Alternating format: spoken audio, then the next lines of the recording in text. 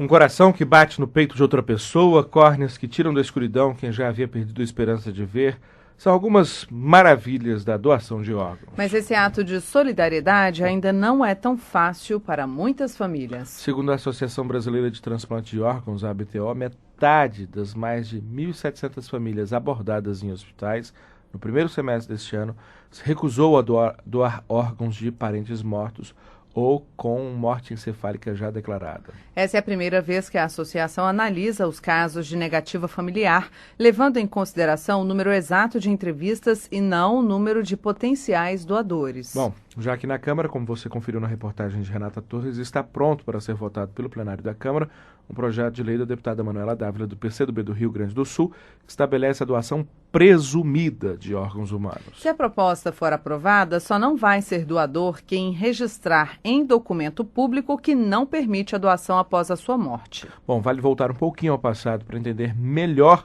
essa questão. É que em 1997 o governo federal instituiu essa doação presumida de órgãos.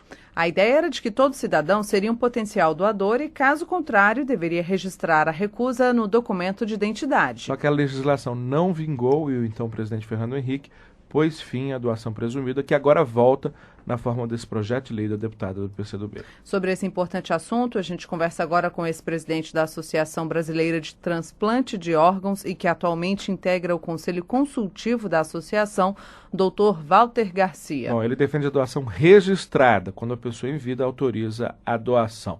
Vamos saber as razões. Muito bom dia, Dr. Walter. Bom dia, como vai? Bom, Dr. Walter, qual a opinião do senhor em relação à doação presumida, se ela é uma forma adequada ou se a melhor forma é realmente a de doação já registrada, de desejo manifesto por parte de um potencial doador?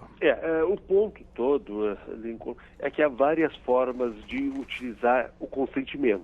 Nós podemos utilizar, como está sendo proposto agora, novamente, o consentimento presumido. Podemos utilizar o que nós estamos usando hoje no Brasil, que é o consentimento informado.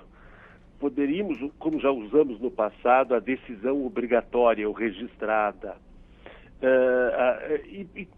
Temos várias formas de utilizar. A diferença entre elas, entre o consentimento informado e o presumido, por exemplo, é que no informado a família vai tomar a decisão após a morte. Então, quem toma a decisão sobre a doação é a família após a morte. No consentimento presumido, o Estado presume, se uma pessoa faleceu e não se registrou, o Estado presume que ela seja doadora. Então, este é utilizado em vários países da Europa, não é utilizado nos Estados Unidos, no Canadá, na Inglaterra, mas é utilizado na França, Holanda, Alemanha. E tem a diferença que não é tão sutil, que eu tenho que ter uma população muito bem informada, porque se a pessoa não for informada e não se registrar como não doadora, mesmo que a família não queira, vai ser doadora, e mesmo que essa pessoa não quisesse antes. Então, todas essas formas de consentimento, elas não são ruins, é uma questão de nível de entendimento pela população.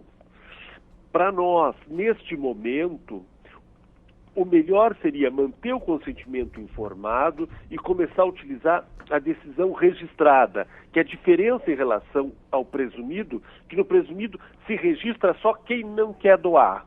E na decisão registrada se registra somente quem quer doar. Então, se eu não tenho familiares, se eu acho que meus familiares não vão doar, eu vou lá e me registro como doador, e isso passa a ter valor legal. Dr. Walter Garcia, uma dúvida. A respeito desse levantamento que foi feito nos hospitais, né, que comprovou que pelo menos metade ou mais da metade das famílias abordadas para permitir a doação dos órgãos do seu ente querido que morreu, mais da metade se negou. O que o senhor acha que ainda acontece? Por que as famílias insistem em não doar? É uma desinformação? É uma tradição? Por que isso ainda acontece? Este dado que a gente obteve este ano, ele corrobora um dado que uma ONG obteve há 2 ou 3 anos atrás, quando fez uma pesquisa de opinião com as pessoas, assim contratou, foi o Datafolha que foi contratado, E isso está publicado, é muito interessante, está publicado por várias, estratificado por faixa etária, por nível socioeconômico, por religião, mas em termos gerais, deu que 1/3 não doaria. Isso não no momento de crise, de perda, mas já nós saímos de 1/3 de cada 3 pessoas, uma não doaria seus órgãos. Então, chegando no momento de crise, esses 50% que a gente obteve é o imaginado.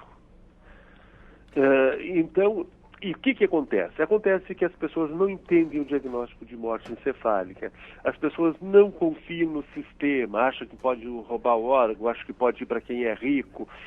As pessoas pensam que a sua religião não vai, é contrária à doação. Penso que o corpo pode ficar mutilado. Tem informações que esse processo pode demorar 12, 24, 36 horas e atrasa o velório. Então há uma série de fatores que poderiam levar a isto. E nos parece que ao invés de tirar a decisão das pessoas, o melhor é fornecer informação e educação nesta área. No caso do tráfico de órgãos humanos, esse medo, esse receio é real, né, doutor Walter Garcia? Sim e não. É real em determinados locais do mundo, que são muito bem traçados. Estou abrindo o site da Organização Mundial de Saúde. A Organização Mundial de Saúde tem trabalhado muito contra isso e mapeou todos os locais praticamente do mundo. E são alguns locais na Ásia. Nós tínhamos aqui na América Latina, nós tínhamos a Colômbia, que era um grande problema, e isso praticamente está terminando. Tem alguma coisa em alguns outros países pequenos da América Latina que está tentando iniciar, e já há um reforço muito grande da Organização Mundial da Saúde, das sociedades internacionais de transplante, para evitar que comece. Aqui no Brasil não tem nenhuma possibilidade. Agora o senhor falou que uma legislação extremamente rigorosa, não há a mínima possibilidade. Agora o senhor falou que o ideal é que, de fato, a pessoa, principalmente aquela que não tem familiar, que acha que o familiar não vai doar, que ela registre. Mas registre onde? Onde é possível fazer isso? Não, então isso é importante, tu colocaste o ponto muito bom. Na nossa lei de transplante de 2001, de março de 2001, está contemplado isto que vai ser regulamentado e nunca foi, já fazem 10 anos. O que tem que se fazer, até a proposta que se tem discutido, é 2 formas de fazer. Eu quero fazer a decisão registrada forte, quer dizer, que ninguém possa mudá-la. Eu vou num cartório e os cartórios se dispõem a fazer isto e assino num cartório, um testamento. E isto vai para um sistema informatizado que só é aberto quando a pessoa falece. É a mesma forma do consentimento presumido, só que em vez de estar registrado o não doador, vai estar registrado o doador. Uhum. Isso teria... Tu abres um site, pode ser o do Poder Judiciário, que tem muita facilidade disso, poderia controlar isto, e as centrais de transplantes, quando são comunicadas da morte de uma pessoa, entro em contato com este site. Esse sistema já existe ou é uma sugestão? Não, isso é uma sugestão. O que existe é a lei dizendo que isso deve existir, mas isso não está formalizado. Então, 10 anos, isso exatamente. Seria muito importante. E num momento mais adiante, talvez alguns anos depois, podemos começar a rediscutir consentimento presumido. Mas nesse momento me parece que o consentimento da família após a morte e a decisão da pessoa em vida se registrar formalmente, mas isso não pode eu fazer uma campanha pública e pedir assina aqui para ser doador. Não. A pessoa tem que tomar a sua decisão em um determinado lugar, na presença de testemunhas, e assinar um documento que permite a doação dos órgãos após a morte. Me bateu uma curiosidade agora, doutor. Eu queria que o senhor me dissesse se ela faz sentido. Vamos supor assim, que, para deixar claro, deixar patente que eu sou um doador de órgãos, eu resolva tatuar isso, dizer em algum lugar do meu corpo assim, sou doador de órgãos. Porque aí não tem perigo, não precisa nem se consultar cadastro nenhum. Isso teria alguma validade? Não, nenhuma, né? Nenhuma. Nesse momento, nem eu tenho no meu... Porque nós tivemos com a legislação de 97, uma grande confusão no Brasil, que a legislação colocou consentimento presumido, mas uma nova lei, uma legislação colocou a decisão obrigatória. E foi uma confusão. Nós nunca, na prática, tivemos consentimento presumido do Brasil, porque o nosso registro sempre foi de doador ou não doador. Então, eu me registrava como doador ou como não doador obrigatoriamente, quando fazia o documento a carteira de médico, a carteira de motorista ou a carteira de identidade. Todos, entre 98 e 2001, tinham que optar. Sim. Então, tu tens milhares de pessoas no Brasil hoje que têm na sua carteira de identidade ou de motorista, doador de órgãos ou não doador de órgãos. E isso não tem valor legal nenhum. É lamentável, né? Porque isso demandou, inclusive, uma reflexão por parte de quem foi lá e consignou que era um doador, isso. Né?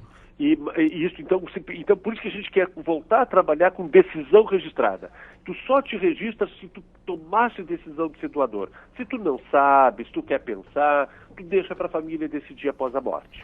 Bom, nós conversamos com o Dr. Walter Garcia, que é conselheiro da Associação Brasileira de Transplante de Órgãos, foi presidente dessa associação, e queremos agradecê-lo mais uma vez, doutor, por enriquecer o Manhã no Parlamento com essas informações e com essa reflexão. Muito obrigado. Eu que agradeço e sempre à disposição. Bom dia.